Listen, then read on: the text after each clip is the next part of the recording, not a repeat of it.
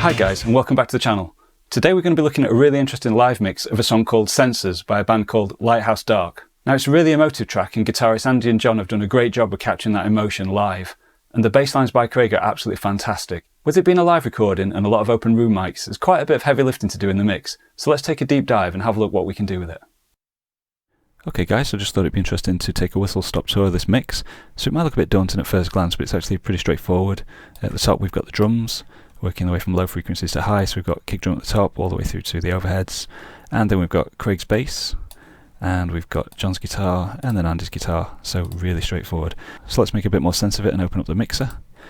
As you can see, those tracks correspond to these mixer tracks, so we've got the kick, snare, the toms, the overheads, and then we've got the drum bus, so all of these drum tracks are then summed into this bus, and then we've got the parallel compression track for the drum bus, and then we've got Craig's bass, and then we've got John and Andy's guitar summed together into the guitar bus, obviously before it all works its way into the master fader. So I think what we should do is have a quick listen to how it started live, the raw files, and then we'll have a bit more of an in-depth look at these VSTs, effects, plugins and settings.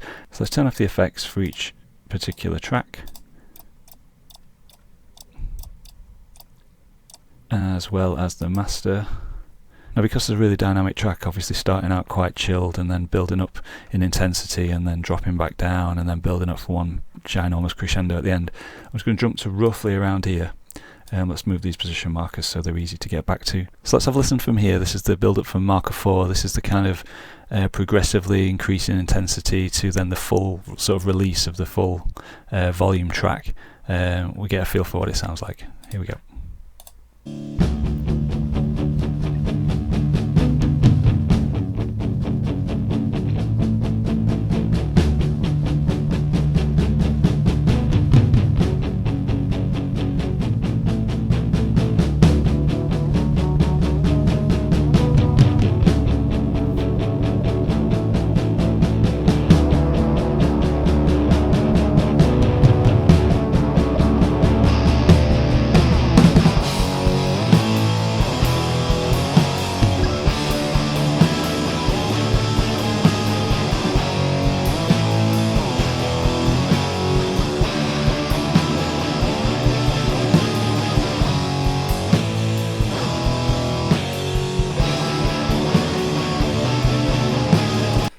So that's the raw audio from the track. Obviously I've adjusted the faders to kind of get the levels appropriate and the panning as well. So now let's have another listen with all the mixology engaged and we can talk about what everything's doing and why.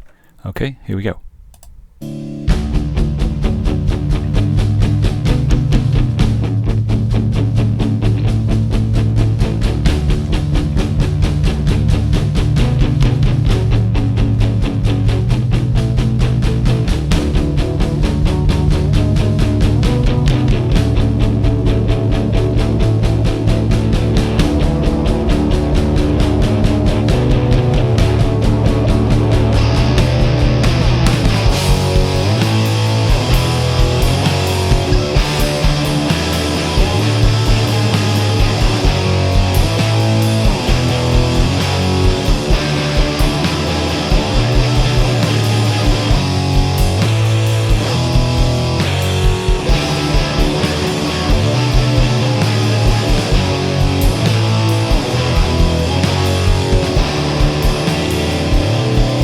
Okay, so we will have a listen to the full track at the end with everything engaged, and maybe we can make some tweaks along the way as well. Quickly, before we go any further, if you're enjoying this track, then please do like and subscribe. It really helps the channel and it helps me know that you're enjoying this just as much as I am. Now let's get back into it. So let's have a quick look at the drums first of all, and let's start off with the kick drum. This is the kick drum in isolation. Let's take all the effects off it, and this is the raw audio file as captured. This is a Shure Beta 52A kick drum mic. You can hear quite a lot of low rumble and room noise. The mic's positioned about 2 inches away from the sound hole in the kick drum, and this is with the inserts engaged.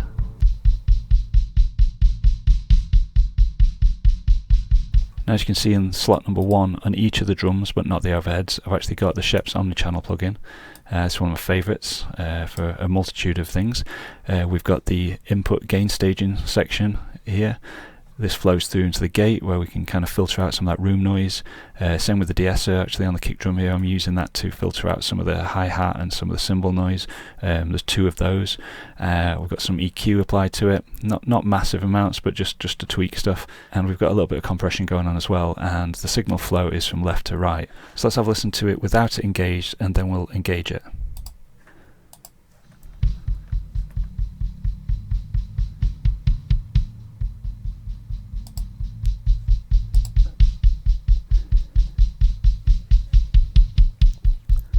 So already you can hear there's quite a big difference, so turn it off again.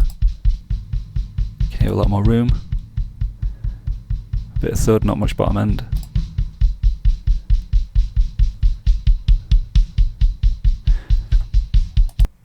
So effectively what I'm doing with the Shep's omnichannel on each individual drum is I'm kind of going through the same process. All the settings are different, but effectively they're all doing the same thing in a sense that they're all trying to cut out bleed from other areas of the drum kit going into that microphone.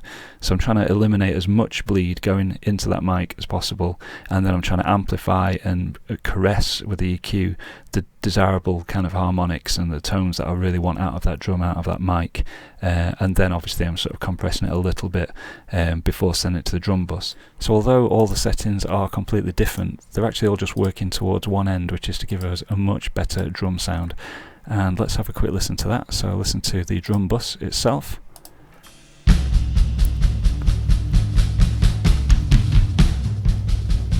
So yeah, you can see all the drums are going through to this bus, and on the drum bus we've got a little bit of a kind of drum bus compressor, my favourite. I sometimes use the SSL drum bus, but actually I prefer this Buster. We've done a couple of videos before on this. It's a bit of a beast. Sounds fantastic. So just adding a little bit of compression really to the whole thing.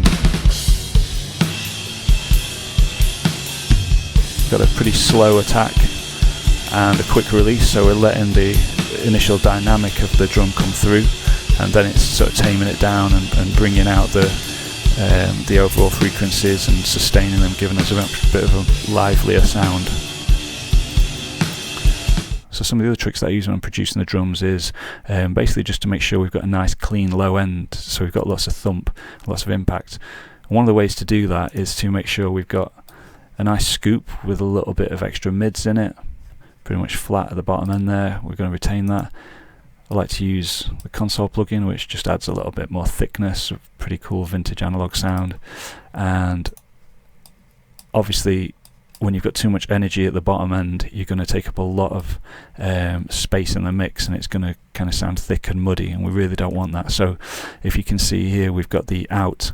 So if I press play, you'll see that the in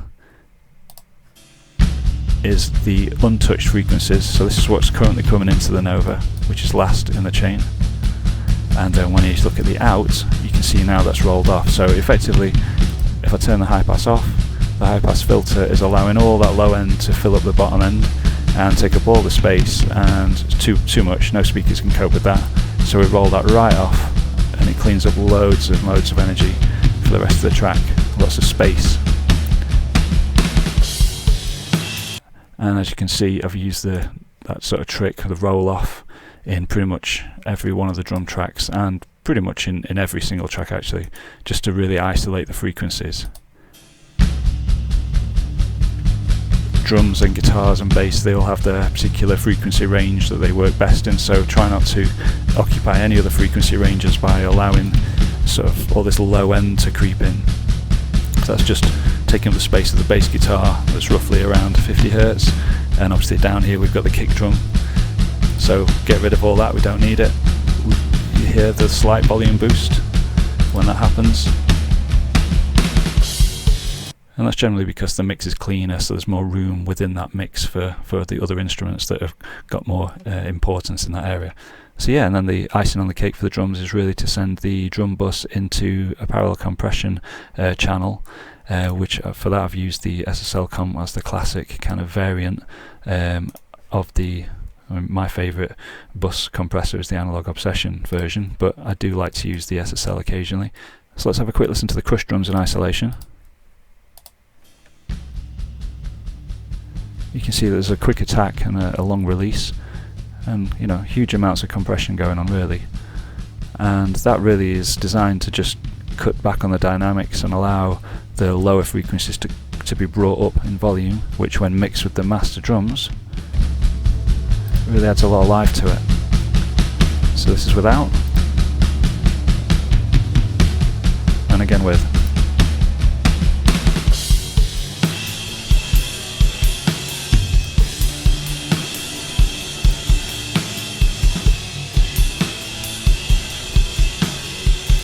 Yeah, really good.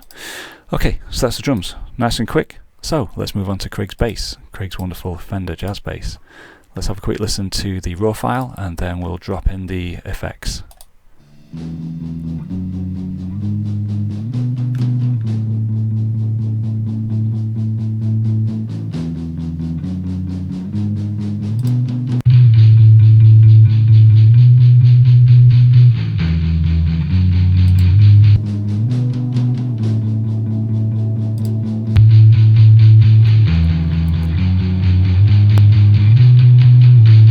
So really these plugins are just here to add some bottom end and some clarity to the mids, the string treble. Effectively what we've got is a kind of straight rock 1x15 amp sim on top of this actual raw track was recorded with a 57 clone in front of a proper bass cab, so that it's actually basically effectively reamping it, and if we engage and disengage it, you'll hear the difference. Not bad. We could probably work a bit harder with the EQ to bring that tone out, but because you can hear a lot of the room sound in the drums, I thought it'd be easy to reamp. And again, I've used a Shep's omni-channel, and I'm using the de-esser to filter out some of those horrible frequencies. You can hear the cymbals there from the drums. Yeah, nasty and horrible. But now, wonderful. Got a little bit of OD on there, a bit of overdrive. Sounds fantastic. You can see we've not really pushed the drive up too much. Added a bit of mids, a bit of high, a little bit of compression. Let's have a look at the Nova. So again, usually the last in the chain.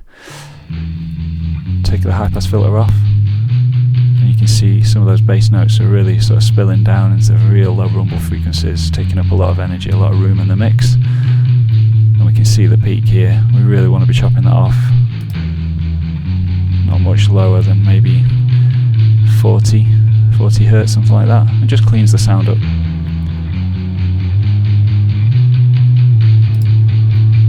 So without. Nice bass sound. And then a beastly bass sound. And finally we've got a nice bit of control happening with this multitrack compressor. Just tickling some of the high sections off, not too much compression, because we're going to go into some more compression in the master bus as well. We just don't want anything ringing out too much. So that's all wonderful and sounding fantastic. So let's move on to the first guitar, which is John's. And you can see there's not much going on in terms of processing here. This is really just the raw natural sound. The guitars sound fantastic. We've got a Les Paul style guitar going into an Orange Crush head, and we've got a Telecaster guitar going into a Marshall stack. So not much needs to be done by way of processing, but obviously there's always room for a little bit of tweaking on the EQ. So that's John's EQ curve, and then this is Andy's. Let's just have a quick listen to them though without. So this is John's guitar with no processing whatsoever. This has gone into the heavy distortion section, so we're going to listen to it.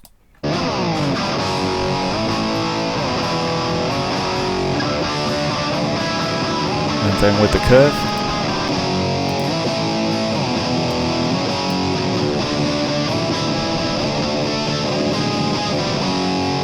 Just rolled off some of the upper mids.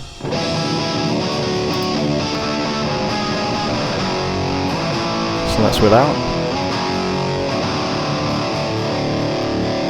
So let's have another listen to it without, and I'll bring it in.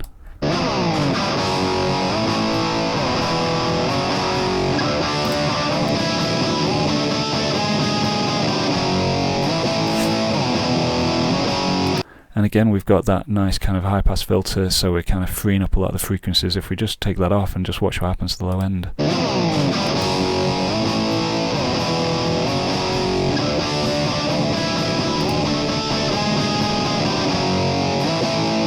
You see how it doesn't affect the sound or the tone in any way, it just takes away the muddiness and opens the track up. And so when we play all the tracks together, each individual instrument's occupying its own sort of frequency range, which is great. So that really is it, a great monstrous tone there on John's guitar. Obviously it's summed along with Andy's and sent into the guitar bus. Again, we've got our favourite analog obsession. So let's just take a quick listen to both guitars going straight into the bus in isolation.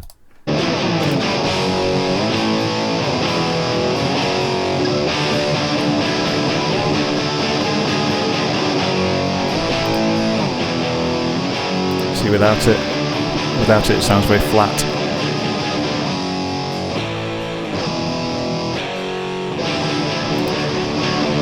And with it, so much more full, fruity, well-rounded. Let's have a quick listen to Andy's guitar in isolation without anything on it. This is the raw file.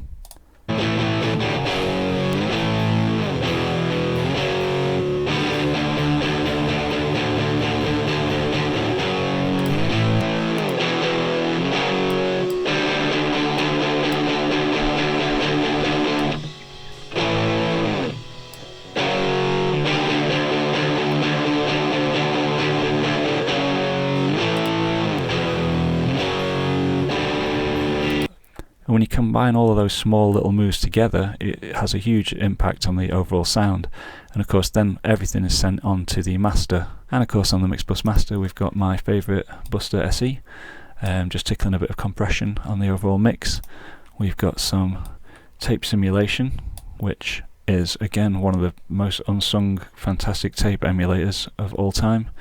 And then obviously just finally just a limiter to make sure nothing goes above 0 dB, but it in no way should ever get near that, and that's just there for precautions.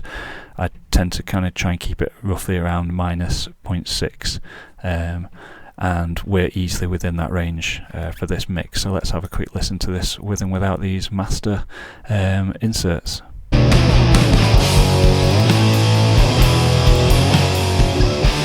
So that's without the Buster. Let's re-engage it.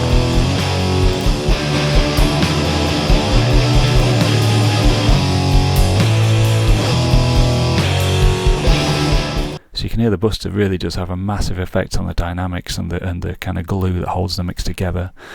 Speaking of which, let's have a look at the tape sim.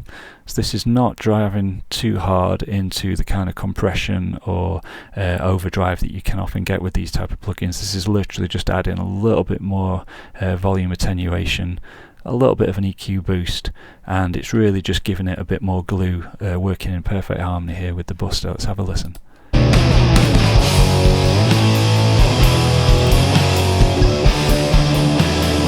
So again, quite flat without it.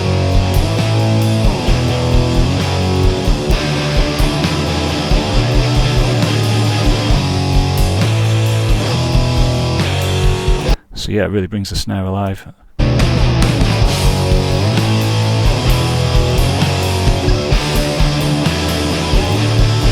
If you get your gain staging right, it should never go really above minus 0.6 or so on a main mix before we start mastering, preferably even a bit lower than that, and I think that's what we're doing today, so we should be in good shape.